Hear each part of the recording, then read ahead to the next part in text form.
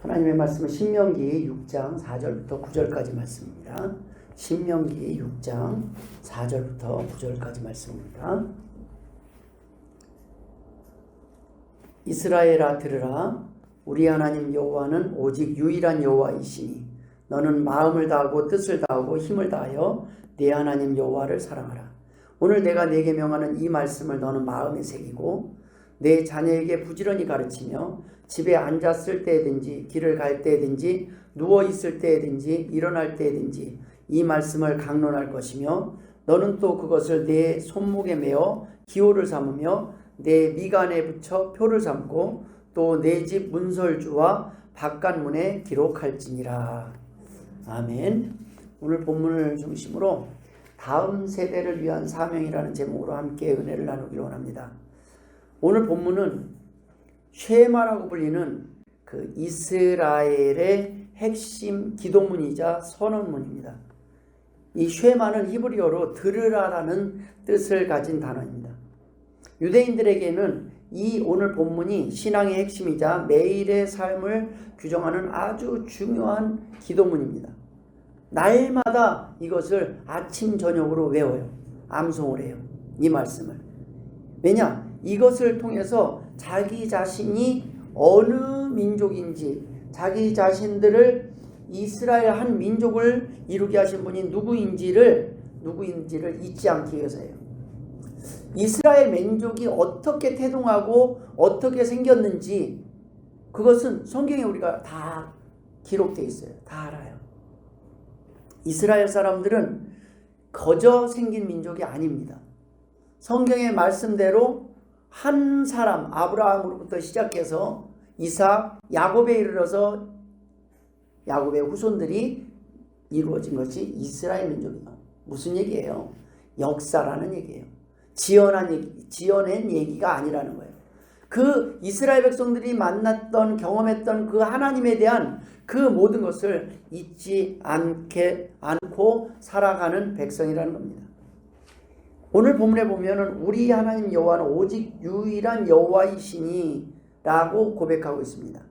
하나님은 오직 한 분이라는 것을 선포하고 있는 겁니다.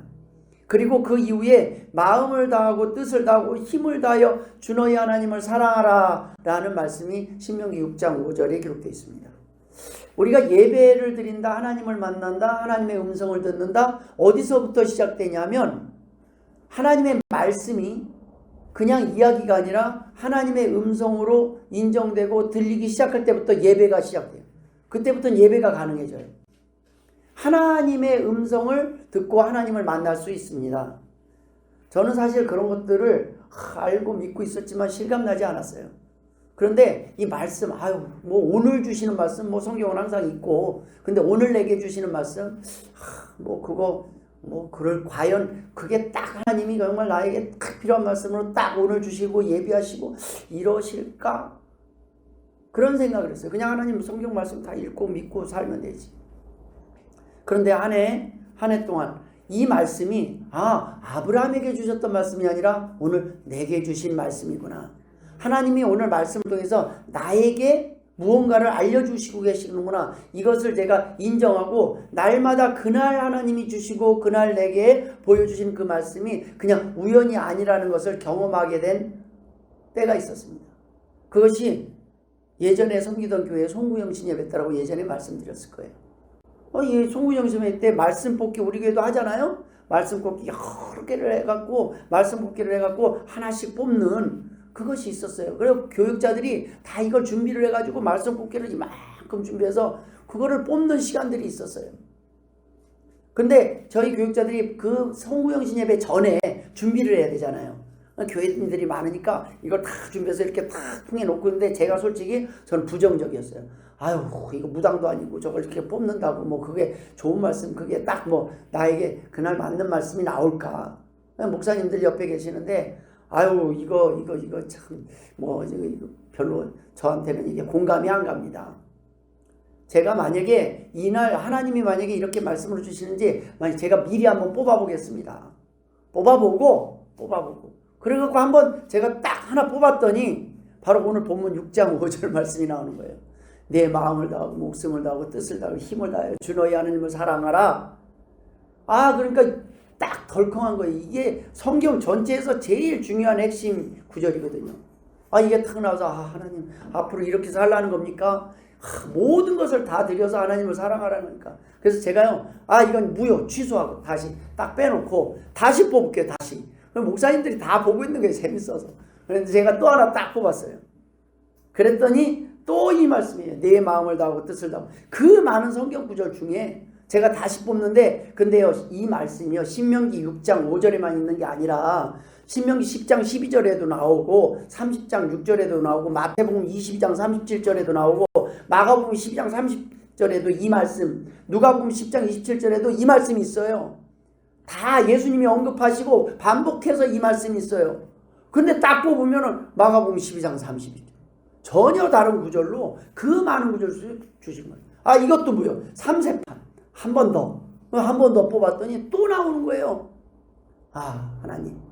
하나님이 이 말씀을 통하여 모든 삶 가운데 말씀을 통하여 역사하시는구나. 제가 그날부터는요, 말씀 뽑기를 해요. 정성껏 준비해요. 성도들에게 기도하고 준비하라고 그래요. 말씀을 그냥 함부로 받지 말라고 그래요. 그런 말씀 뽑기가, 성경에는 뽑기가 많이 쓰여요. 성경은요, 제비뽑기로 지도자를 뽑았어요. 제비뽑기로. 이게 말이 돼요? 뽑으면 투표를 하든지 이렇게 해야 될 거 아니에요. 근데 하나님의 방식은 뭐냐면 제비뽑기예요. 오늘 하나님께서 택한 자들을 뽑을 때 제비를 뽑아요. 하나님의 뜻을 그렇게 알려요. 하나님의 방식은 하나님이 증명하신다는 말씀입니다. 하나님께서 우리의 삶 가운데. 그런데 여러분들도 뽑혀서 오신 분들이에요. 그걸 선택설이라고 그래요.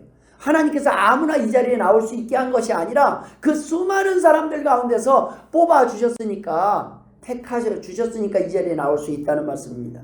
그리고 그냥 뽑아놓기만 하고 마시는 분이 아니라 하나님이 끊임없이 말씀하셔요. 저와 여러분에게 오늘도 여러분에게 필요한 말씀들로 채워주실 줄 믿습니다.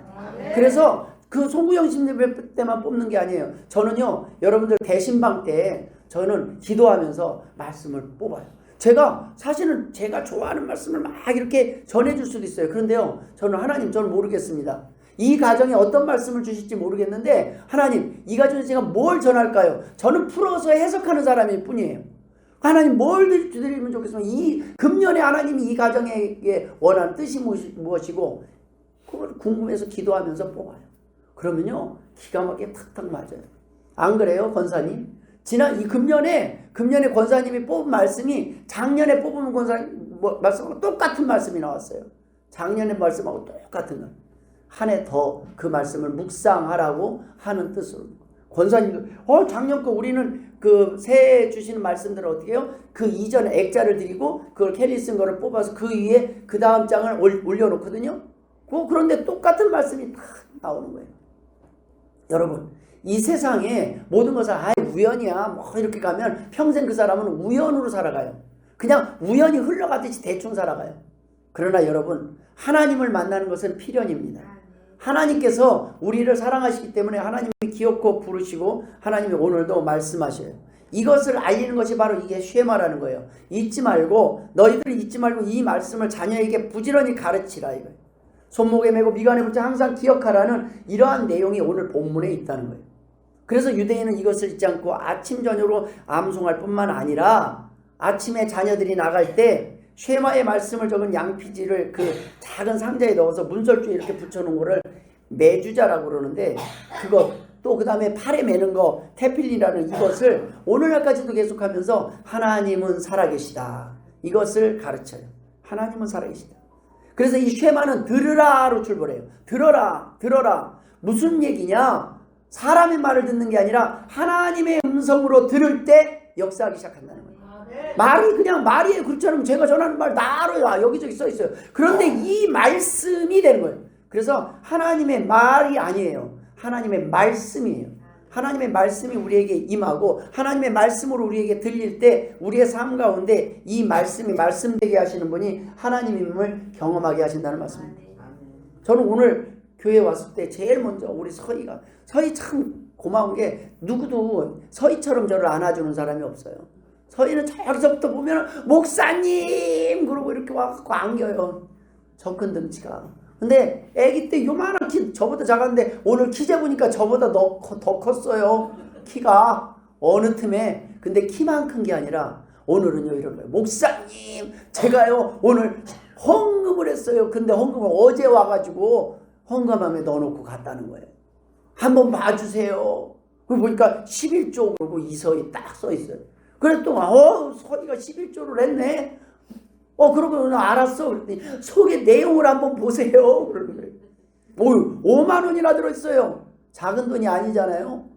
제가 볼 때는 서희 여태껏 삶 속에 제일 큰 금액인 것 같아요. 서희가. 그러더니 하는 말이 이런 거예요. 그동안 제가 11조 땡겨 먹은 거 다 밀린 거 한꺼번에 다 했어요. 네. 이 마음을 주신, 이 믿음을 주신 하나님도 있지만 우리의 삶 가운데 어린 나이에 이걸 스스로 선택하고, 우리가 누가 강요하고 협박한 사람 없잖아요. 그래서 제가 머릿속에 이랬어요. 순간적으로 누가 협박을 했을까? 부모가 억지로 시켰을까? 저희 부모님은 억지로 시켰어요. 그런데 억지로 시키는 것도 하다 보니까 나중에 그 11조의 결과를 경험하게 되니까, 좋은데 서희는요, 얘는 억지로 시켜서 하래도 아니에요. 그러니까 자기 마음대로 띵겨 먹다가 또 자기가 오늘 와서 탁 해서 하나님 앞에 드린다고. 근데 그렇게 그 마음을 주신 분이 하나님이시니까 저는 그래요. 하나님이 증명하시겠구나. 하나님이 일하시겠구나. 우리의 삶 가운데요, 작게 드려지는 것은 없습니다. 우리에게 드려지는 거는요, 돈이 아니에요. 믿음이에요. 하나님 앞에 하나님이 나에게 주실 수 있는 분이라는 것을 믿을 때 하나님은 그 하나님됨을 우리의 삶 가운데 증명하시리라고 믿습니다.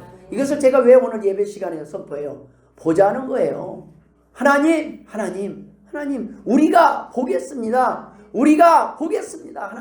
하나님의 살아계심을 보여주옵소서. 이것이 우리의 삶 가운데 뭐가 돼요? 교육이 된다는 거예요. 우리는 이 말씀을 접할 때 우리가 아이들에게 성경을 잘 가르쳐야 되지, 우리가 교육 대상을 어린아이로 한정짓고 생각할 때가 있어요. 그런데 우리가 오늘 아침에 드린 찬송 중에 예수께로 가면 나는 기뻐요, 나와 같은 아이 부르셨어요 라는 가사가 있어요.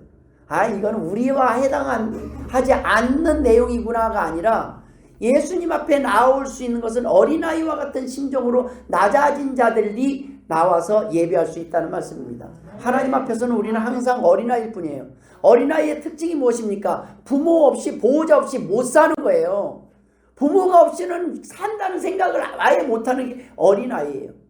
그런데 부모 없이 혼자 나가서 뛰쳐다니고 부모 말 무시하고 살아가다 보면 그 삶이 험해져요. 힘들어져요. 그런데 어린아이의 특징은 하나님 없이 못 삽니다. 하나님이 나의 부모가 되어주시고 보호자가 되어주셔야 됩니다 라는 고백을 하는 것이 어린아이잖아요.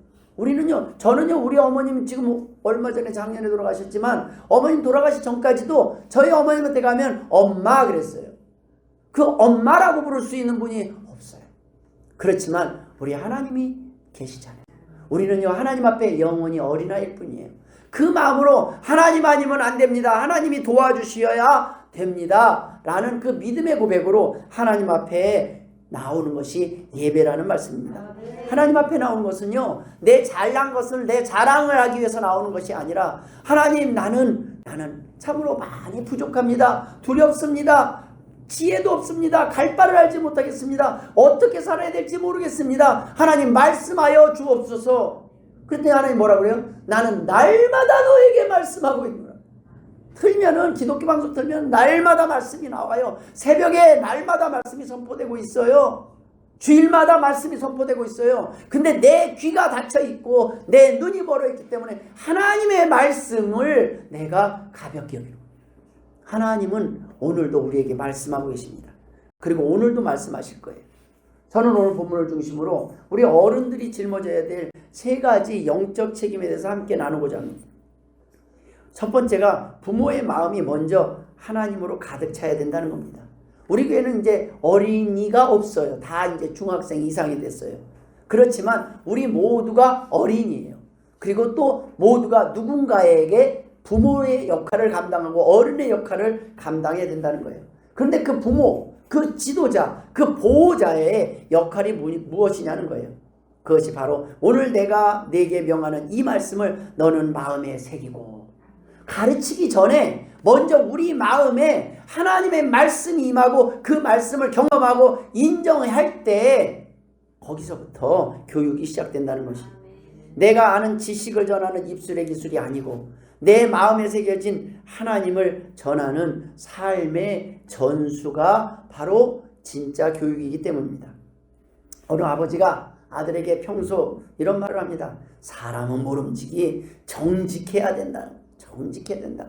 그냥 틈만 나면 그렇게 가르치는 거예요. 근데 어느 날 빚독촉을 하는 사람한테서 전화가 왔어요. 그러니까 아버지가 아들에게 수화기를 탁 주면서 이렇게 속삭입니다. 얘야, 아빠 지금 집에 없다고 해라. 그때 아들이 무엇을 배웠을까? 아버지가 그동안 강조했던 정직이라는 단어는 연기처럼 사라지고 아버지가 보여준 거짓말이라는 행동이 아이의 마음에 깊이 박힐 것 아니겠습니까?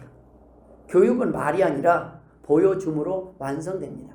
근데 우리의 삶이요, 제가 보니까 여러분은 그럴 리가 없겠지만 제가 자녀들 키우다 보니까요, 저는 목사니까 얼마나 바른 말을 잘했겠어요. 애들한테 이렇게 살아라 저렇게 살아. 그런데요, 다른 데 가서는 아닌 척 좀 할 수 있어요. 근데 집안에서는 하루 종일 있으니까 그거를 다 보여주게 돼요. 그대로 살아요? 우리가 말씀대로 정말 다 살아요? 정말 매사에 모든 하나님의 말씀대로 다 사는 걸 우리 애들이 매 눈으로 보고 있더라고요. 그런데요, 그것을 넘어졌을 때, 인정하기 시작할 때 아이들도 함께 성장하더라고요. 내가 정직하지 못했을 때, 내가 애들에게 분노를 참지 못했을 때 인정하는 거예요. 미안하다. 내가 참지 못했다. 미안하다. 내가 정직하지 못했다. 그래서 하나님 앞에 우리 회개하자. 하나님 앞에 우리가 다시 하나님이 원하는 삶을 시작해보자. 안 넘어지는 삶으로 애들한테 저는 어른이 되려고 했어요. 근데 애들한테는 모순이 보이는 거예요. 안 넘어질 수 있는 사람이 없어요. 그런데 넘어졌을 때 인정하고 다시 일어나는 모습을 보이니까 자녀들도 넘어졌을 때 회개하고 다시 돌아오더란 말입니다. 이번에는 내 차례야 아버지. 내가 잘못했어요. 우리 어른들도 미안하다고 해야 돼요. 자녀들한테 미안하다고 해야 돼요. 내가 좋은 부모가 되지 못했고 내가 매번 좋은 부모가 되지 못했고, 그러나 우리 마음은 부모님 마음이 있잖아요. 다들 좋은 부모가 되려고 하는 마음이 있잖아요. 그런데 그렇게 돼요? 잘 안 돼요. 그렇지만 부모도 자녀에게 뭐래요? 미안하다. 목사도 성도들에게 잘할 수 없어요. 잘못할 수 있어요. 실수할 수 있어요. 그런데 목사도 뭐를 해요? 미안합니다. 제가 더 섬기지 못해서 미안합니다. 제가 더 준비하지 못해서 미안합니다. 그런 미안하다라는 말에서부터 시작해서 우리는 회복하는 능력을 얻게 돼요. 그걸 배우게 되는 거예요. 아, 하나님 앞에 나오는 것은 부끄러운 게 아니라 잘못을 인정하는 거예요. 하나님 잘못했습니다. 하나님 말씀대로 살지 못했습니다. 하나님 앞에 그렇게 고백할 때 하나님께서 우리의 삶 가운데 어떻게 해요? 부모 앞에 나와서 잘못했습니다 하는 자녀를 미워하는 부모는 많지 않다는 거예요. 성경 주석가 마이모니데스는 이렇게 말을 합니다. 칼을 갈 때 처음에는 이쪽, 그 다음에는 저쪽으로 끊임없이 문질러서 나를 세우듯이 우리의 마음을 말씀으로 계속 갈아야 합니다. 여러분, 부모의 심령이 말씀으로 예리하게 서 있지 않으면 우리의 자녀의 영혼을 깨울 수가 없습니다. 우리가 먼저, 부모가 먼저 하나님을 뜨겁게 사랑하고 그 말씀을 심장에 새길 때 그 영적 영향력이 자녀들에게 전달된다는 말씀입니다. 그 영적 영향력. 그럼 우리 부모님은 예수 하나도 안 믿었는데, 우리 부모님은 예수 하나도 안 믿었는데, 여러분, 그럴 때는요, 악의 영향력이 끊어져야 되는 거예요. 하나님을 만남으로 인해서 우리는 계보가 바뀌는 거예요. 믿음의 계보, 부모를 버리라는 게 아닙니다. 여러분, 하나님이 우리의 보호자로, 하나님이 우리가 자녀를 양자 삼으셨다는 얘기는 우리가 지옥에 갈 수밖에 없는 그러한 죄의 족보 가운데 있는데, 그 족보가 하나님의 자녀로 바뀌는 걸 말해요. 하나님 나라의 상속권이 있고요, 하나님의 보호하심 안에 들어간다는 말씀입니다. 우리가 그것을 우리가 그냥 아는 것이 아니라 우리의 삶 가운데 믿음으로 고백하고 살아가면서 경험케 된다는 거예요. 아버지를 만나게 되고 하나님의 말씀이 정말 살아있다는 것을 경험하게 될 때 그것은 자녀에게 가르칠 필요가 없어요. 계속 두 가지를 얘기하게 되더라고요. 저는 저희 자녀들한테 두 가지를 얘기해요. 예전에는 한 가지만 얘기했어요. 뭐냐면 하나님의 말씀에 순종했더니 이렇게 하나님이 복을 주시더라. 이렇게 회복시켜 주시더라. 이 첫 번째 한 가지만 많이 얘기했어요. 그런데요, 나중에 제 자녀들한테 그래요. 하나님의 말씀을 내가 안 지켰더니, 불순종했더니 이렇게 벌을 받더라. 이렇게 고생을 하더라. 이렇게 힘들더라. 이런 고백도 하게 되더란 말씀이에요. 그럼 우리 자녀들이 두 가지를 다 배우는 거예요. 하나님의 말씀에 순종했을 때는 하나님이 회복시켜 주시고 만져주시고 하나님이 좋은 길로 인도하시지만, 우리가 하나님을 떠나 있을 때는 개고생을 하는구나. 집 떠나면 개고생이구나. 하나님을 내가 등 돌리고 살면 그 모든 것이 다 좋아 보였지만 결국에는 그것이 다 헛된 것이었구나. 나중에 아버지 앞에 나오니까 내 아버지 앞에서 주시는 그 하나님이 주시는 그 기쁨은, 나와 같은 아이 부르셨도다. 아버지께 예수께로 가면 나는 기뻐요. 나는 기뻐요. 왜 기쁜가 했더니 어린아이는요, 내일 뭘 먹을까 걱정을 안 해요. 돈 걱정을 안 해요. 내일 쌀 떨어질까 봐 걱정을 안 해요. 어린아이의 특징은요, 걱정은 누가 해요? 부모가 하는 거예요. 걱정은 하나님이 하시는 거예요. 보호자가 하는 거예요. 네가 왜 걱정을 하느냐? 전지전능하신 그 하나님이, 그것은 하나님이 계획하시고 인도하시는 거예요. 어린아이의 특징, 그랬을 때 우리가 기뻐져요. 근데 우리가 조금 나이 먹었다고, 흰머리 좀 났다고, 우리가 어른 돼서 우리가 다 자녀들을 뭔가 해보려고 하면 할수록 꼬여요. 하나님 없이 해보려고 하면 할수록 꼬이는 거예요.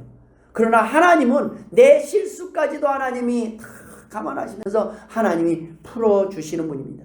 사람은요, 사람의 지혜로 풀 수 있을 것 같지만요, 그 모든 것이 사람의 지혜로 이 세상은 돌아가지 않습니다. 왜 그러냐면요, 하나님이 만드셨고 하나님이 살아계시고 오늘도 하나님의 살아계심을 말씀을 통해서 우리에게 전하시고 그 말씀을 증명하시기 때문입니다. 두 번째 우리가 나눌 은혜는 일상의 모든 순간을 우리가 거룩한 학교로 만들어야 된다는 겁니다. 오늘 7절을 보면 교육 장소가 나와요. 집에 앉았을 때든지, 길에 갈 때든지, 누워 있을 때든지, 일어날 때든지, 이것이 모든 신앙 교육의 중심이라는 겁니다. 무슨 얘기냐면 주일 아침에 교회당 안에서만 일어나는 특별 행사가 아니라는 겁니다. 이 하나님의 교육은요, 이 예배당 안에서 여기서 끝나서는 안 된다는 거예요. 이게 나가서 우리의 삶 가운데서 교육이 된다는 거예요. 말씀대로 사는 거, 말씀대로 사는 모습을 본다는 거예요. 어떻게 사는지 그것을 보여주는 것이 교육이라는 겁니다. 19세기 고아의 아버지라 불리는 조지 뮬러를 잘 아실 겁니다. 그는 수천 명의 고아를 먹여 살리면서 아이들에게 식사 전에 성경 구절을 암송시켰습니다. 그런데 어느 날 아침에 빵이 탁 떨어져서 빈통만 남았을 때 아이들을 식탁에 앉히고 텅 빈 접시를 앞에 두고 함께 기도를 합니다. 하나님, 지금 접시가 비었습니다. 오늘 우리에게 일용할 양식을 주실 줄 믿습니다. 잠시 후 누군가가 문을 두들겼고 기적처럼 빵과 우유가 배달되었다고 합니다. 아이들은 그날 아침에 이 살아있는 교육을 통해서 하나님이 정말 살아계시는구나 라는 사실을 뼈에 새기게 됩니다. 저도 저희 부모님한테 이 얘기를 많이 들었어요. 어려서 개척교회를 하느라고 쌀이 다 떨어져서 그날 쌀은 그냥 밀가루가 다 떨어져서 먹을 것이 없어갖고 큰일 났다. 내일 밥을 먹어야 되는데 애들은 막 그냥 한창 먹을 때인데 먹을 것이 없어서 다 하고 천막 치고 하나님 앞에 개척 예배 드리면서 다 떨어져서 그럴 때 기다리고 있는데 딱 누가 교인들도 아니고 지나가는 사람이 목사님 쌀 드시라고 쌀을 두고 가셨다. 여러분, 하나님이 채우시는 방법은요, 하나님의 방법으로 까마귀들을 준비하시고 지나가는 까마귀도 그쪽으로 인도하시는 거예요. 여러분, 엘리야가 숨어서 혼자 그 기근 가운데서 숨어 있을 때 하나님이 공급하는 방식은요, 까마귀를 통해서 공급하셨어요. 먹을 것을. 여러분, 이 땅에 하나님께서 하시는 것은 이스라엘 백성이 광야를 갈 때 뭘로 먹고 살게 했냐는 거예요. 하늘에서 만나를 내리게 하고요. 메추라기가 와서 그래서 단백질을 공급해요. 있을 수 없는 일입니다. 그런데요, 이것은 역사라는 거예요. 이스라엘 백성들이 적어낸 게 아니라 역사 속에 있었던 일을 기록한 것이 바로 구약의 말씀들입니다. 그걸 다 경험을 했는데 그 후대 자손들은 이걸 그냥 옛날 얘기로 듣고 말아버리는 거예요. 그래서 이스라엘 백성들은 법궤라는 게 있었잖아요. 법궤 안에다가 어떻게 해요? 아론의 쌍난 지팡이가 죽어있는 지팡이가 싹이 나는 거예요. 그 쌍난 것을 통해서 하나님의 살아계심을 증명시키자는 아론의 쌍난 지팡이와 만나와 이것을 하나님 앞에 법궤 안에다가 산 증거로 넣어놨어요. 그리고 이 하나님을 섬기는 거예요. 하나님은 살아계시다. 하나님은 계신다. 이것을 계속 알린다는 말씀입니다. 하나님은 이것을 잊지 않도록 우리의 삶 가운데서 계속 고백하기를 원하시는 거예요. 우리의 삶 가운데 고백하시길 바랍니다.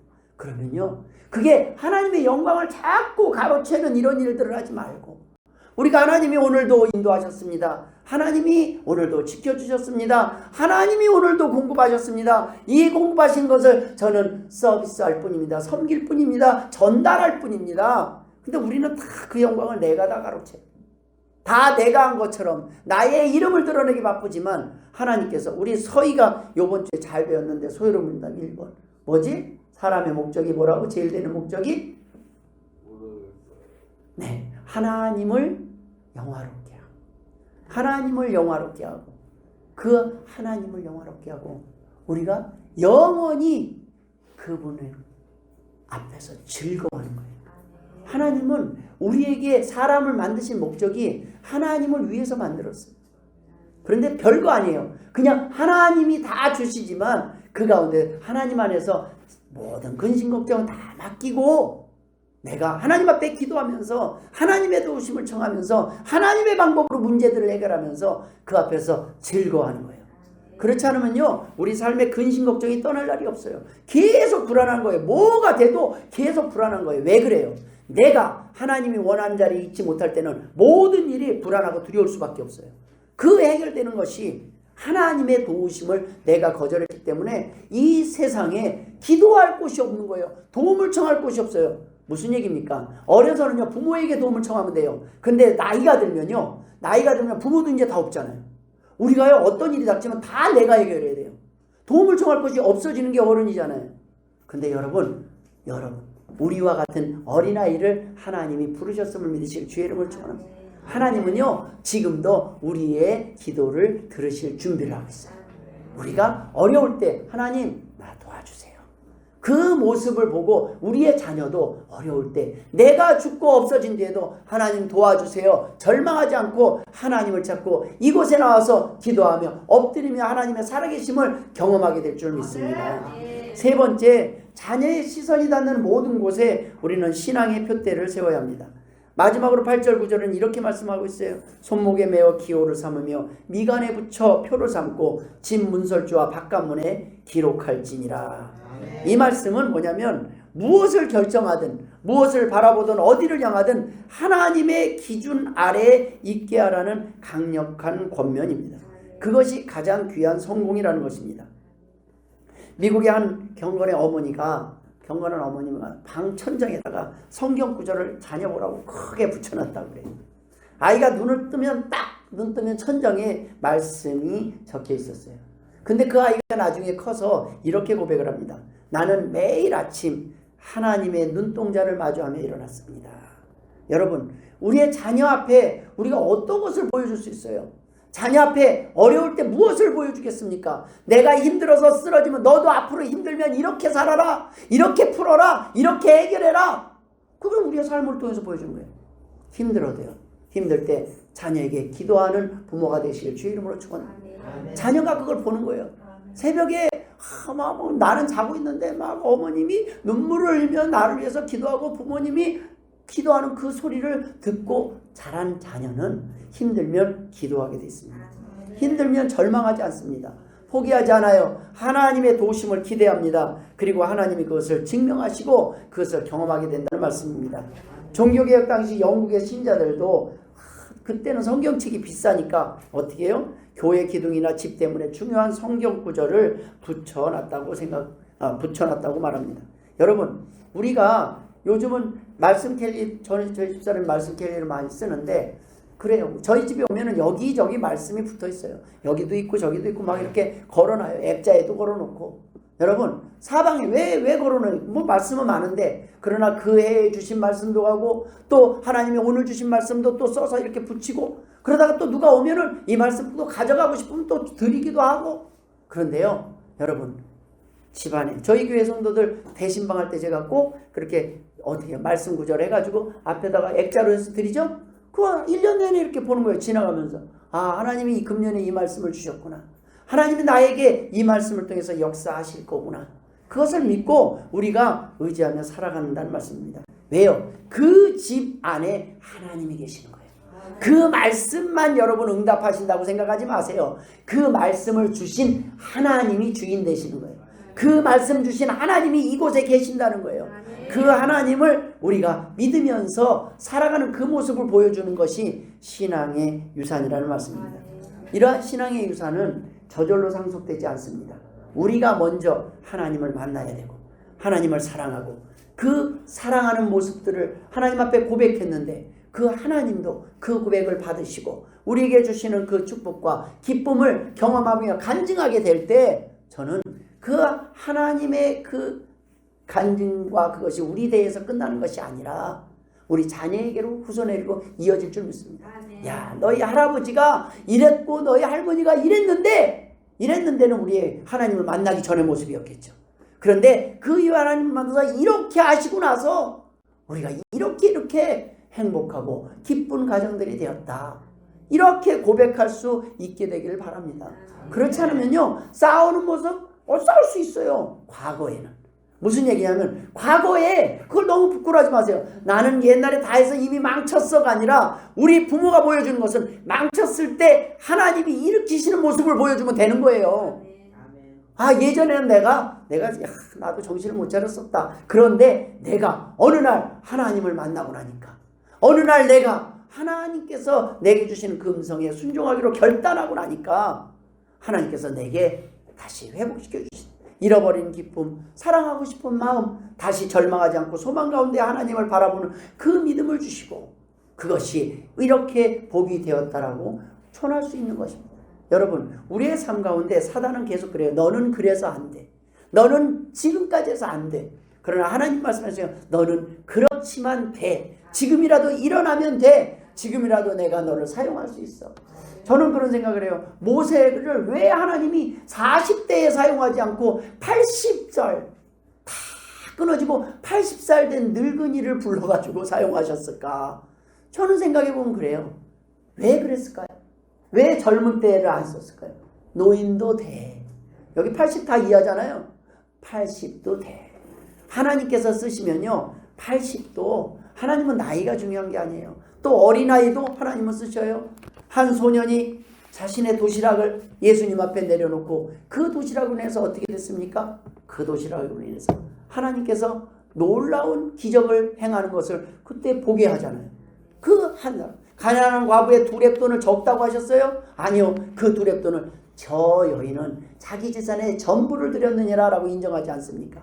여러분 우리는 지금 내가 가지고 있는 것을 보지 마세요. 하나님이 할 수 있는 것을 믿으시길 바랍니다. 내가 가지고 있는 건 별거 없어요. 나는 이제 점점 다 찌그러져가는 그냥 끝난 거예요. 퇴물이에요. 이제 세상에서도 별로 큰 낙이 없어요. 그런데 하나님은 지금 나를 붙잡고 사용하시면 모세처럼 사용하실 수 있다는 것을 믿고 승리하시길 바랍니다. 우리 자녀에게 항상 돌아가시기 직전까지 여러분의 한마디 마지막 기도가 자녀들을 바꿀 수 있다는 것을 자녀에게 전해주고 가셔야 돼요. 내가 오늘 너한테 마지막으로 기도하고 내가 천국에 간다. 내가 마지막으로 너를 하나님께 맡기고 간다. 여러분 이보다 더 큰 교육은 없습니다. 하나님을 의지하게 만드는 것, 하나님을 믿고 하나님의 살아계심을 경험하는 것보다 더 큰 은혜는 없습니다. 하나님께서 오늘 우리에게 바로 그 부모의 기회를 주셨습니다. 그 역할을 이 땅에서 잘 감당하실 주의 이름으로 축원합니다. 기도하겠습니다. 하나님 아버지 은혜를 감사드립니다. 오늘도 하나님 우리에게 힘든 가운데 폭풍 가운데서도 하나님께 예배하시고 이 가운데서도 하나님만 의지할 수 있는 믿음 주시니 감사합니다. 하나님 우리의 삶 가운데 날마다 하나님의 말씀을 묵상하며 말씀대로 순종할 수 있는 하나님의 복된 성도들 자녀들 되게 하여 주옵소서. 감사하며 예수님의 이름으로 기도드리옵나이다. 아멘.